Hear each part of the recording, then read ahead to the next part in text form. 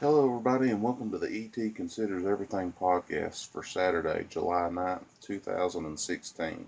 On this edition, I'll be taking a look at several sports issues that has happened over the past 24 hours, including the Wimbledon Tennis Championships. I'll give a preview of the European Championships in soccer, that final from Paris. I'll take a look at the NASCAR Xfinity Series race for Kentucky last night, and also I'll be touching up on NBA free agency. So, without further ado, let's get going with this podcast.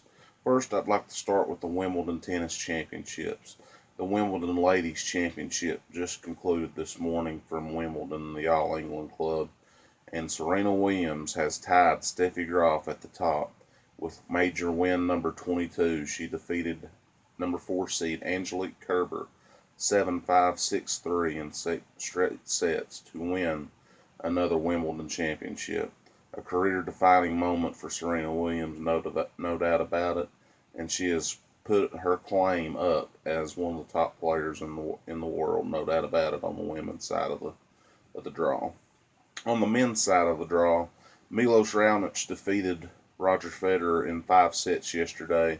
Roger Federer was up 2-1, but Milos Raonic came back to win the last 2 sets, and he will be in the Wimbledon men's final against number 3 seed Andy Murray, who defeated Thomas Berdych in straight sets 6-3, 6-3, 6-3. Coverage of the Wimbledon Men's Championship will begin tomorrow morning at 8 a.m. with breakfast at Wimbledon, with the match to follow at 9 a.m. So this has been a very fun Wimbledon Championships.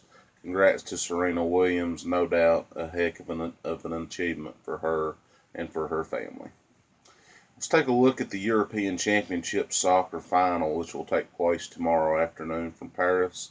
The final will feature Portugal against France. Portugal has several great players, including Cristiano Ronaldo and João Moutinho, and several great ones. Also, France, they feature Antoine Griezmann, Olivier Giroud, Patrice Evra, Paul Pogba. So this is going to be a matchup of several great of the European stars. My official prediction for this match is that France will come out on top 2-1. It's going to be a very tough and interesting atmosphere for the Portuguese to come in and try to win this final. So I believe the host country, France, will win the European Championships tomorrow. But I will not put it past Cristiano Ronaldo to pull off some amazing feats and maybe even score a goal or two in defeat. So I'm predicting that France will defeat Portugal 2-1. The NASCAR Xfinity Series race took place last night from Kentucky. Kyle Busch won his 81st career NASCAR Xfinity Series race last night, holding off a surging Eric Jones, Austin Dillon, and Daniel Suarez at the end of the race. This is his 81st career victory, and he has over 100 career victories across NASCAR's top 3 series. Kyle Busch has laid claim to being one of the best drivers, really, of our time, and really of all time, if you really want to take a look at all 3 series. And he definitely deserved to win that race last night. He had a dominant car, and he pulled it off, no doubt about it. Congratulations to Kyle Busch. We'll see if he can pull off a double tonight in the NASCAR Sprint Cup Series race at Kentucky. Coverage of the NASCAR Sprint Cup Series race at Kentucky is at 7 p.m. on NBC Sports Network.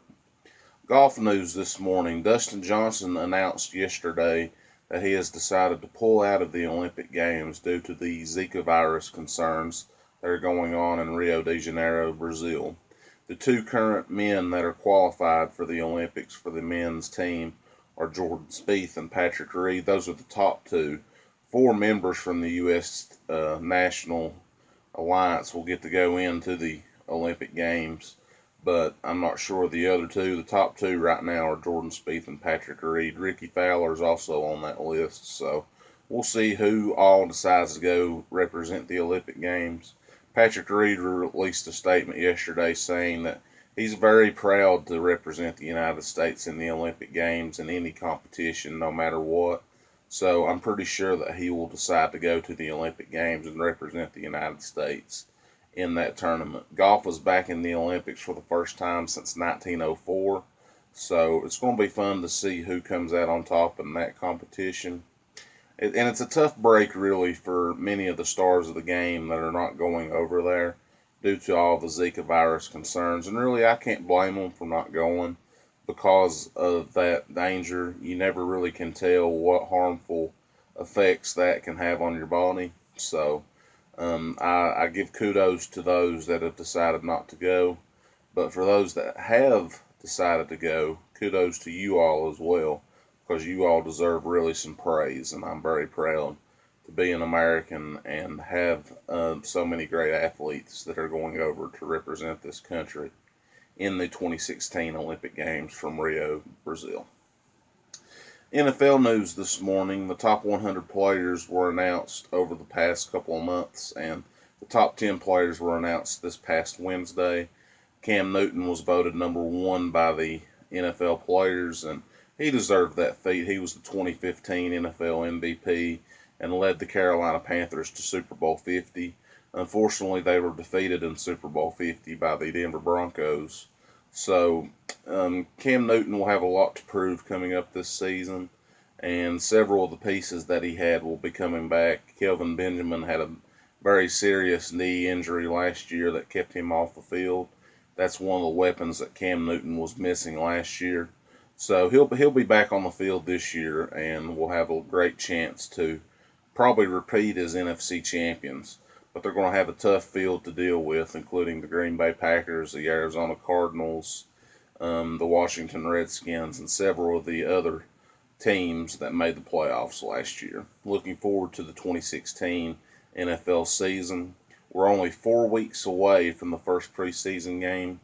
4 weeks from Sunday, it's the NFL Hall of Fame game from Canton, Ohio, between the Green Bay Packers and the Indianapolis Colts. 3 members of those teams, respectively, will be going into the Hall of Fame. They include Brett Favre, Marvin Harrison, and Tony Dungy. NBA free agency news to report on today. Dwayne Wade has decided to join the Chicago Bulls on a 2-year, $47 million contract with a player option after the first year. A very interesting move by Dwayne Wade. He has decided to move on from the Miami Heat after a great 13-year career in Miami, where he helped lead the team to 3 NBA championships and several playoff appearances. I commend Dwayne Wade for this decision because he's going back to his hometown, and he's never really had a chance to play in front of his hometown in a home capacity for a team. So it's going to be fun to see how he holds up to that pressure. As I mentioned yesterday, also, Kevin Durant had his press conference with the Golden State Warriors, and he said that this move was something that he had to do for his family. And really, I can't blame him. It's going to be a tough atmosphere for him to go into. But if anybody can hold up to the pressure, I believe it's Kevin Durant. We had also a lot of other free agency moves. Derrick Rose, was traded to the New York Knicks. We had Hassan Whiteside decide to sign a contract to stay with Miami Heat. A veteran of the game, David West, he decided to stay with go to the Golden State Warriors, and several other moves were made. Dwight Howard went to the Atlanta Hawks as well. And that's going to do it for this edition of the ET Considers Everything podcast for Saturday, July 9th, 2016. I will not be making a video tomorrow. I'm going to give myself a rest day to kind of enjoy everything that's going on in the sports world. But I will be back on Monday to give you all updates on what's happened over the weekend. If y'all don't mind, like this video, subscribe to the YouTube channel, and as always, I'll give you updates on everything that I get as it comes along.